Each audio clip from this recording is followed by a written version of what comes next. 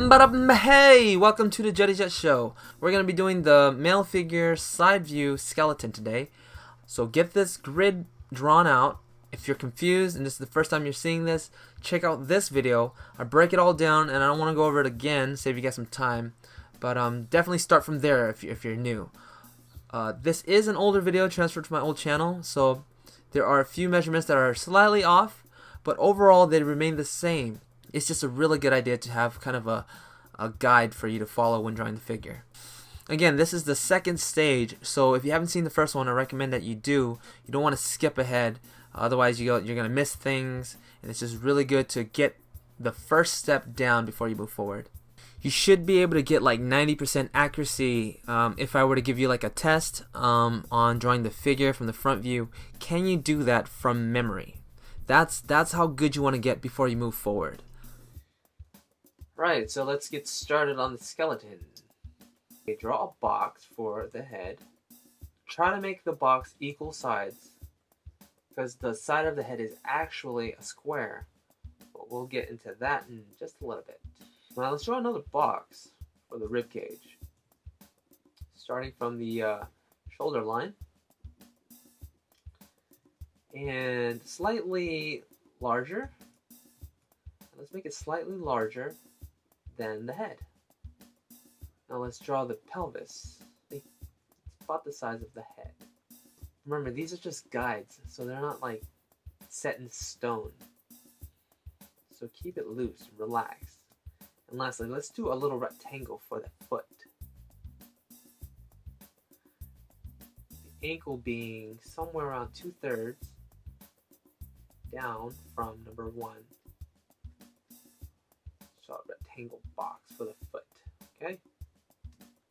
For the back of the skull, it's going to be round, so shave off this right here, like that. The front can be straight. Right. Then draw the jawline. The jawline line's a little bit behind the center line, like that, okay?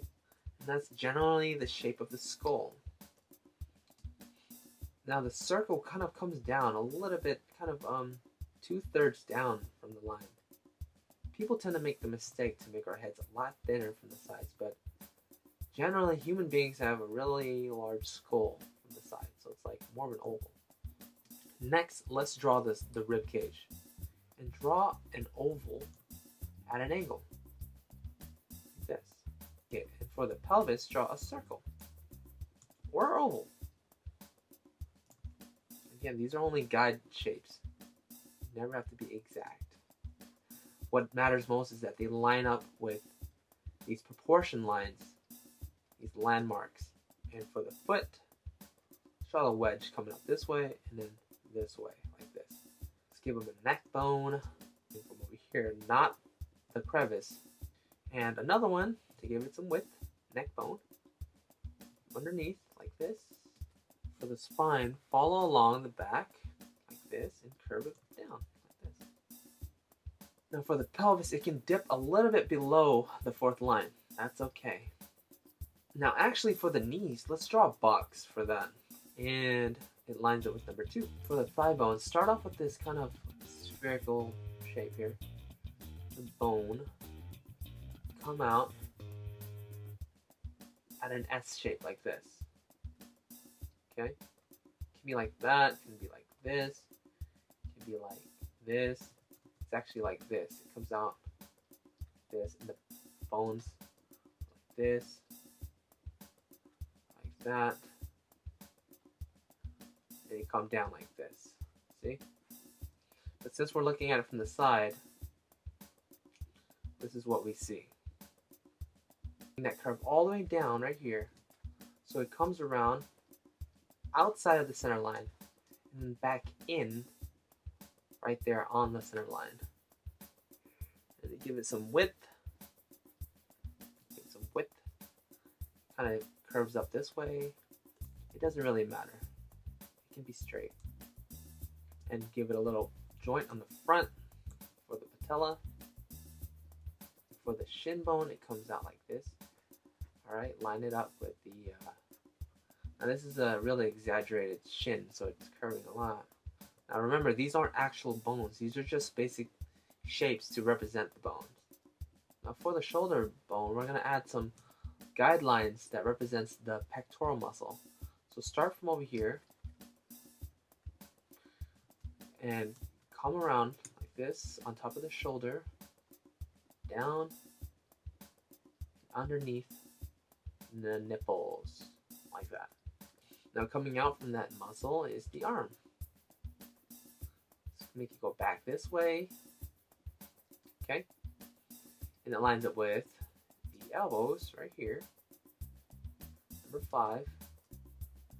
It's around this area. 5, a little bit above it, but let's stick with on it this way. And stop at the fingertips.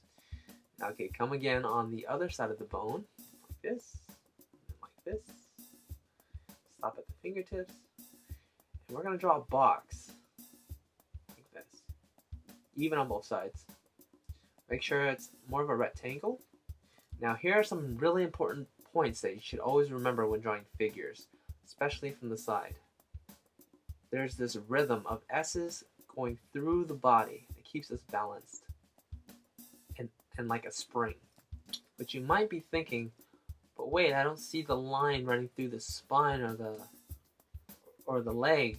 But if you break the figure in half again and draw S's through those, you get this curve there, there, top of the head, through the spine, like that, down to the pelvis.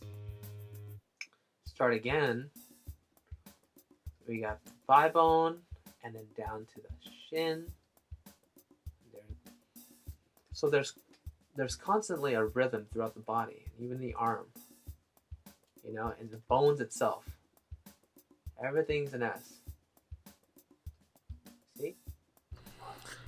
And that's about it for the side view of the skeleton. Make sure you guys practice this until you guys can do it from memory. Shouldn't take too long.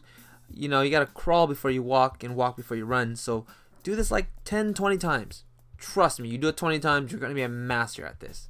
And I hope you guys continue watching. We're gonna cover the muscle view. Watching, guys. I'll see you guys next time. Take care. Peace.